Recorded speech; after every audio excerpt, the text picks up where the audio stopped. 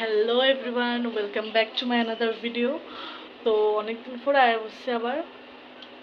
Actually regular আমি video বানাইতাম পারি না, একটু বিজি থাকি, তার কারণে আমি রেগুলার ভিডিও বানাইতে পারতেছি না। বাট তোমরা সাপোর্ট করো প্লিজ। আর আজকে কী কী রান্না করুম আর কী কী করুম সব কিছু তোমরা দেখামো, ওকে? তো লেটস স্টার্ট। আর তোমরা একটু সাপোর্ট করো, তোমরা সাপোর্ট না করলে হয়তো না। তো আর কমেন্ট করো যদি তোমরা ভালো লাগে থাকে, ঠিক আছে? তো চলো।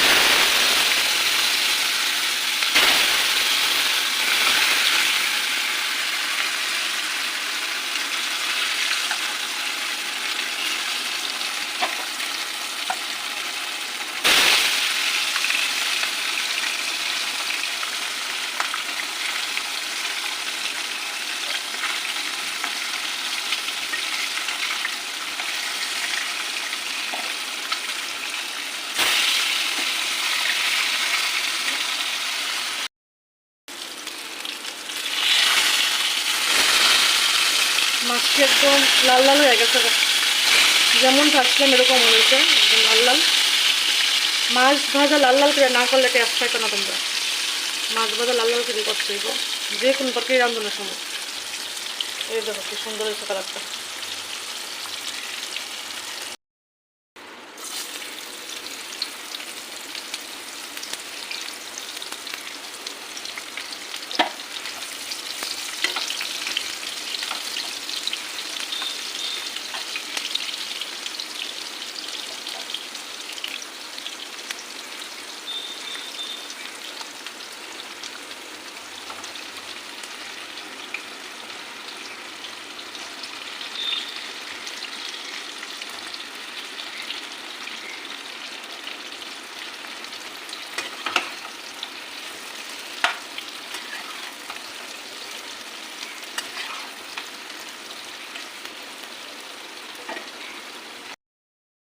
এখন একটু লবণ আর হলুদ দিয়ে রাখা দেবো।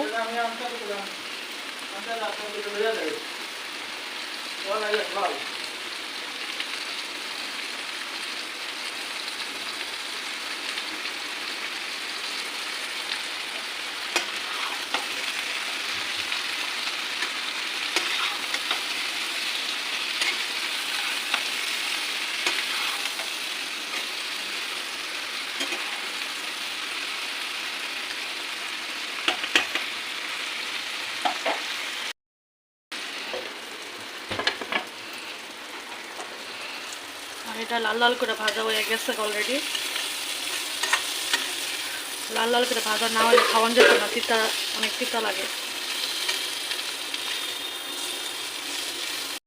করলা ভাজাটা একদম রেডি, তোমরা দেখতে পাচ্ছ খুব সুন্দর হয়েছে, লাল লাল হয়েছে একদম, খাইতে ভালো লাগবে।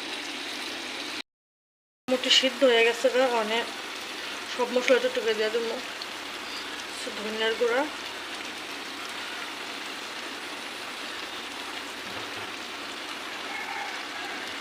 একটু জিরার গুঁড়া,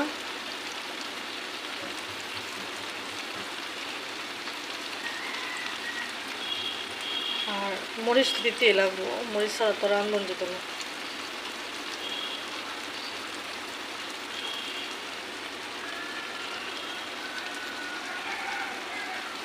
হালকাভাবে দিছি, আমার মা বেশি ঝাল খাইতে পারে না, এর লেগে হালকাভাবে দিছি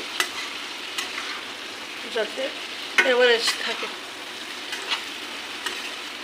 কারণ আজকে কাঁচামরিচ পেস্ট করা নাই, তো এর লেগে গুঁড়া মরিচটা ইউজ করা লাগবে। নাহলে বেগুন তরকারির সাথে কাঁচামরিচটা দিলেই টেস্ট বেশি লাগে, মানে দুইটা দুই রকম টেস্ট।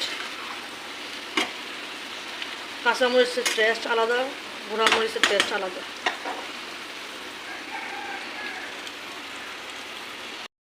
ছিলাম যে পেঁয়াজটা রসুনটা এটা দিয়ে দিই তেলটার মধ্যে।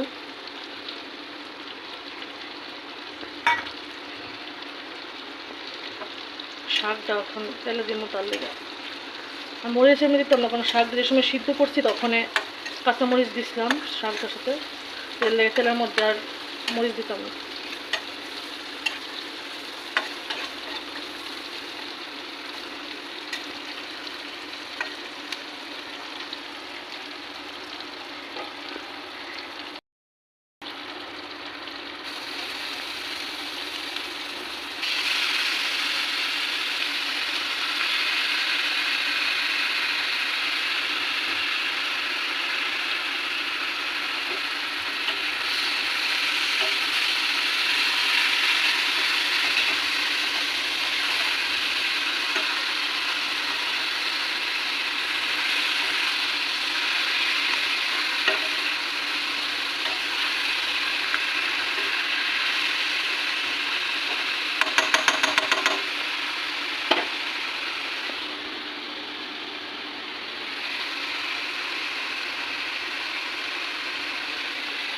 বেশি লবণ দিতাম না, কারণ শাক যে সময় সিদ্ধ করছি তখনই লবণ দিচ্ছিলাম শাকের সাথে, তেল লেগে একটু পরিমাণ মতো লবণ রাখছি, আর কিছু দিতে লাগবে না। এখন শুধু ঢাকা দিলে দিব। দেখো খুব সুন্দর লাগছে দেখতে, ঢাকা দিলে দেখো।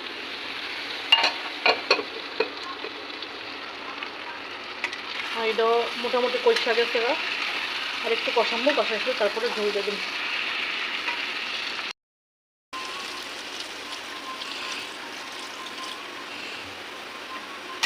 জলটা দিয়ে দিচ্ছি, আর একটু জল আর কি দিতে হইব, আর শুকাই যাবো ভাত।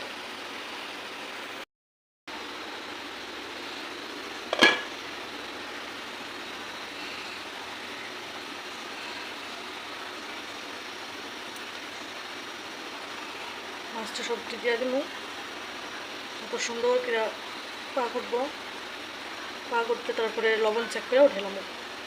সিম্পল রান্না, পারলে সব কিছু সিম্পল, না পারলে সব কিছু কঠিন, বুঝছো গাইস? দেখো কি সুন্দর লাগতেছে তরকারি দেখতে। কমেন্টটা নিশ্চয়ই জানাও তোমার কাছে ভালো লাগছে না ভিডিওটা,